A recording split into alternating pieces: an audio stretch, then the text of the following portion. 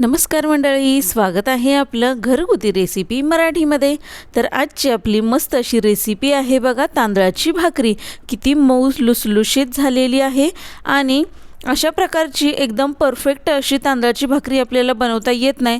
त्यामुळे आपण ना जशी भाकरी बनवतो ना ज्वारीची बाजरीची त्याप्रमाणे आपण बनवतो आणि ती ना थोडीशी कडक होते। पण अशा प्रकारची मऊ लुसलुशीत भाकरी आपल्याला जर बनवायची असेल तर अगदी साधी सोपी पद्धत आहे। या सोप्या पद्धतीने तुम्ही छान अशी तांदळाची भाकरी बनवू शकता आणि तीही एकदम मऊ लुसलुशीत, अगदी सोपी पद्धत आहे। बिना थापता छान अशी आपली भाकरी तयार होते। मऊसूद सुद्धा असतेच ही भाकरी, पण त्याचबरोबर एकदम पांढरी शुभ्र आहे आणि त्याचबरोबर भाजताना ती पूर्णपणे डाग विरहित असते।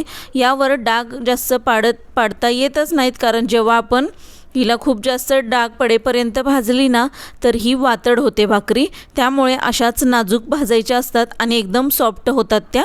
चला मग पटापट याची रेसिपी पाहूया। गॅसवर एक कढई ठेवलेली आहे आणि त्यामध्ये आपण 1 ग्लासभर पाणी घालून घ्यायचं आहे।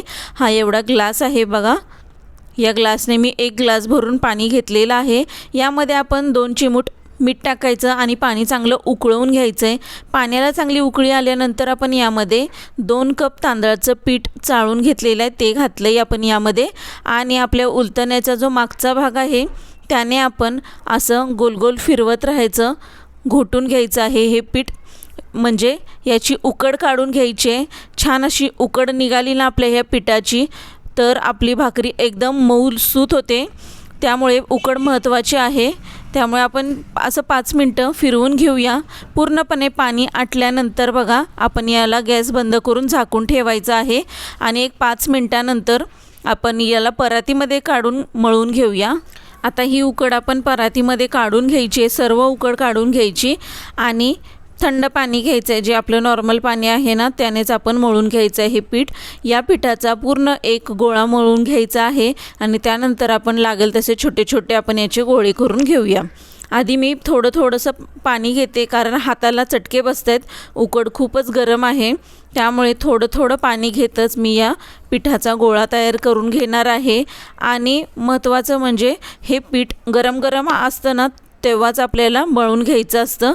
थंड व्हायची जर वाट बघितली ना तर आपल्याला भाकरी लाटता येत नाहीत, भाकरी थापता येत नाहीत, आपल्या भाकऱ्यां चिरा पडतात त्यांना आणि अजिबात गोल आपल्याला भाकरी करता येणार नाहीत, हे जर उकड थंड व्हायची वाट बघितली तर। त्यामुळे गरम गरम आहे तोपर्यंतच आपण ना मळून घ्यायचे। आणि महत्त्वाचं म्हणजे पाणी आपण अगदी कमी प्रमाणात वापरायचं आहे हे मळताना, खूप जास्त पाणी वापरायचं नाही आहे। पीठ जर एकदम पातळ झालं तर तुम्हाला भाकरी ही लाटता येणार नाही आणि जर कशीबशी लाटली तर व्यवस्थित तिला भाजतासुद्धा येणार नाही, तुकडे पडतील तिचे। त्यामुळे अगदी थोडं पाणी आपण वापरायचं आणि हा गोळा मळून घ्यायचा आहे। त्यानंतर मी यातला एक छोटा गोळा काढून घेतलेला आहे आणि ही आता जे पीठ मळलं आपण ते झाकून ठेवले, म्हणजे ते गरम राहावं म्हणून। आणि हा जो छोटा गोळा घेतला आहे त्याला अगदी पाण्याचा हात लावतच मी मळून घेते बघा पीठ त्याचं। अगदी यामध्ये पाणी घेत नाही आहे, फक्त हात बुडवते मी पाण्यामध्ये आणि हे पीठ मळून घेते। खूप म्हणजे दाबून मळून घ्यायचं, म्हणजे एकदम मलमलसारखं हे पीठ झालं पाहिजे, मऊसूत झालं पाहिजे, म्हणजे आपली भाकरी छान येते। फक्त पाण्याचा हात लावायचा आणि छान असं हे आपलं पीठ मळून घ्यायचं आहे। तर मस्त असा गोळा आपला तयार झालेला आहे बघा, एकदम सॉफ्ट गोळा तयार झाला आहे बघा। अगदी गुलाबजामचं जसं आपण बनवतो ना गोळा पीठ, त्याप्रमाणे हे एकदम मऊसूत आपलं हे पीठ झालेलं आहे।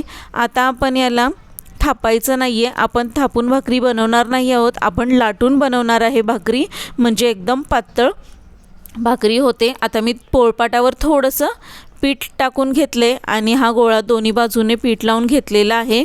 आता पीठ लावल्यानंतर अजिबात गोळा पलटायचा नाही आहे बरं का, आपण आहे हा असाच फक्त लाटत राहायचं, अजिबात मी याची पलटी मारलेली नाही आहे। फक्त जर चिकटत असेल तुमच्या लाटण्याला तर मग हे जे पीठ आहे ना ते थोडंसं लाटण्यालासुद्धा लावून घ्यायचं, म्हणजे तुमच्या लाटण्याला चिकटणार नाही। आणि छान असं मळून घ्यायचे बघा, अगदी साधी सोपी पद्धत आहे।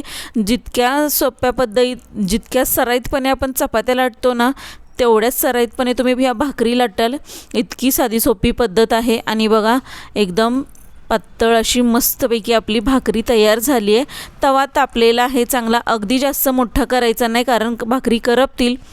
मीडियम गॅसवरच आपण या भाकरी बनवून घ्यायच्यात. वरच्या बाजूला आपण पाणी लावून घेतले आणि पलटी मारून घेतली आहे बघा.